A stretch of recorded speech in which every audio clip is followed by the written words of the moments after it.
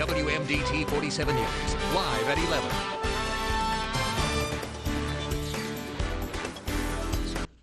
11. Good evening and thanks for joining us. I'm Jemmy Lee. Emily is off tonight. More news in less time starts now. We begin tonight with a tragic story. A 12-year-old girl is dead after getting shot in the head at her very own house. It happened on State Street in Willards on Thursday.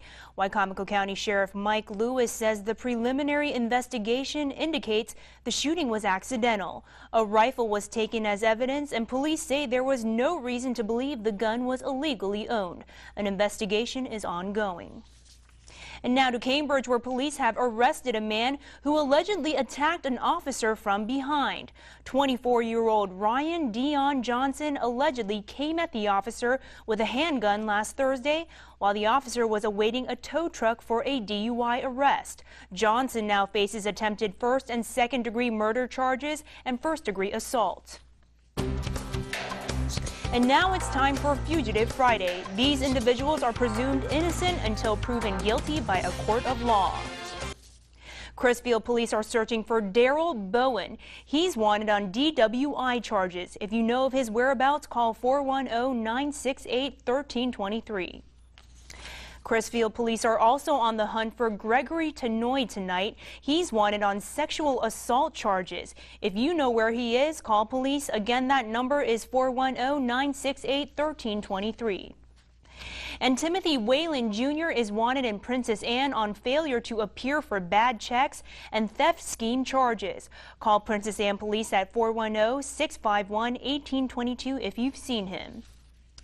Douglas Roloff Jr. is wanted by Fruitland police. He's wanted on theft charges. If you know where he is, call 410-548-2804. And to see more wanted individuals across Delmarva, log on to WMDT.com and click on Fugitive Friday. You can even submit tips on any suspect anonymously. Just 1 week after the deadly Colorado shootings, another possible massacre has been averted, and this incident hits closer to home. ABC's Preeti Arla has more. Just 1 week after the deadly shooting at a Colorado movie theater, cops in Maryland say they stopped another potential massacre. Police arrested a Maryland man, 28-year-old Neil Prescott, who made threats against his co-workers at federal contractor Whitney Bowes.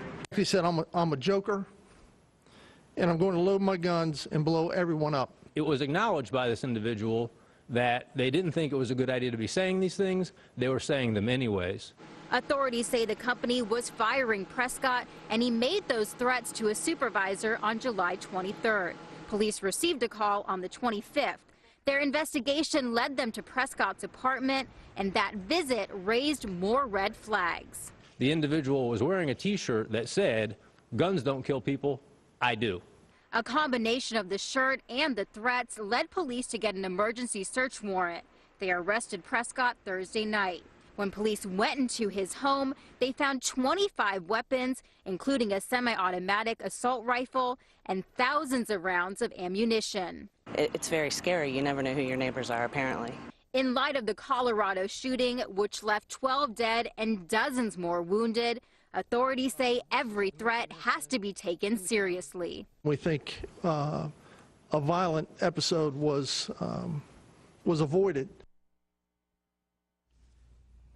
Prescott is currently getting psychiatric treatment at a Maryland hospital. He may be facing both state and federal charges. And you can find these stories and more online. Just log on to WMDT.com. WMDT 47 News First Forecast. Good evening, I'm meteorologist Amanda Jelly. It was another hot day here across the eastern shore. Temperatures in the mid to upper 90s, and with that humidity, it felt like triple digits out there. Now, on the satellite and radar, we do have a front that's pushing over us, so we do have those increased clouds tonight and a chance of a passing shower or a storm. Maybe some of you got rain already. Now let's check in with weather watchers, see where we're at with those temperatures. Still quite warm. Tom Lockerman in Bridgeville at 79. George Jackson in American Corner still in the 80s. Wow. Sarah Ash in Pittsville, 81. Over at Kenny Wheatley's house in Cambridge, 80 degrees. Tom Hubert in Waterview, 86. So temperature is still well above average. Summers Cove Marina in Crisfield at 79 degrees. Your full 7-day forecast up next, but now back to Jemmy. Thanks so much, Amanda. This summer, the Eastern Shore has experienced sweltering temperatures, and DENREC is advising residents to practice water conservation. Precipitation levels in Delaware have been below normal for the past 6 months, and now reservoirs in northern Delaware are currently being tapped to boost water supplies. Here are some tips on how you can save water and money. When outside, don't let your hose run while washing your car. Fill up a bucket and do quick rinses. Check outdoor faucets for leaks. And when indoors, keep drinking water available in your refrigerator. Install cost-effective appliances such as water-saving shower heads. And another great tip, take shorter showers or baths. For more water-saving tips, just head to our website, WMDT.com.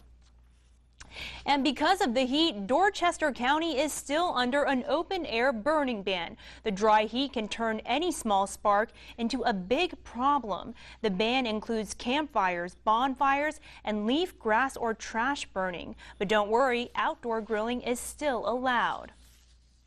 And today, President Obama signed a disaster declaration that will bring federal funding to local governments hit hard by recent storms.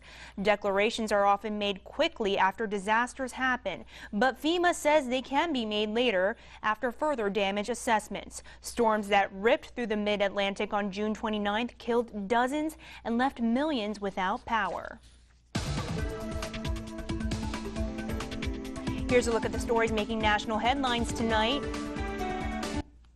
A Kentucky college student is now facing criminal charges for emailing a picture of the Joker to a school administrator.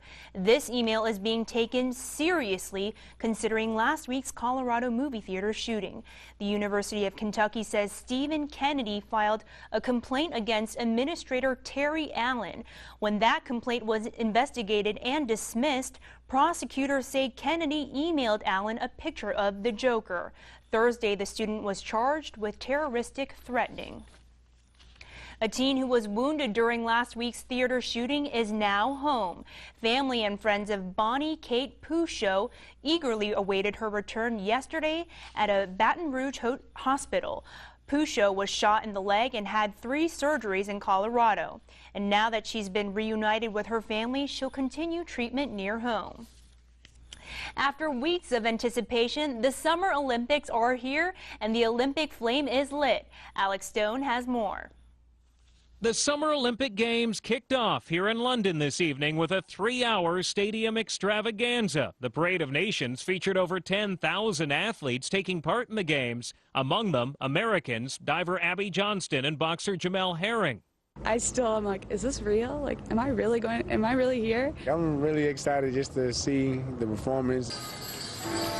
Friday morning, Big Ben, Britain's iconic clock tower, rang 40 times over 3 minutes to ring in the games. It was actually quite magical with all the bells ringing, and yeah, it was great. It was joined across the country by bells and horns in churches, ships and cars. I thought it was a great way to bring in the Olympics. The Olympic torch edged closer to its final destination today. The flame made its way down the River Thames aboard the royal barge Gloriana. It actually brings the Olympics closer to home, just seeing the flame. The torch will complete its 70-day, 8,000-mile journey, lighting the Olympic Stadium's cauldron during the opening ceremony, marking the official start of the 2012 London Games. Michelle Obama, who's visiting the Olympics as part of her campaign against childhood obesity, met up with the U.S. Olympic team. The First Lady told the athletes here she's thrilled to be in London to cheer them on. This only happens every few years, so try to have fun. Try to breathe a little bit, but also win, right? In the end, winning is good. Still to come tonight, will we see any relief from the heat this weekend? Amanda Jellig will have your full forecast. Plus, is there such thing as drinking too much water? Stay with us. You're watching WMDT 47 News. Find these stories and more at WMDT.com.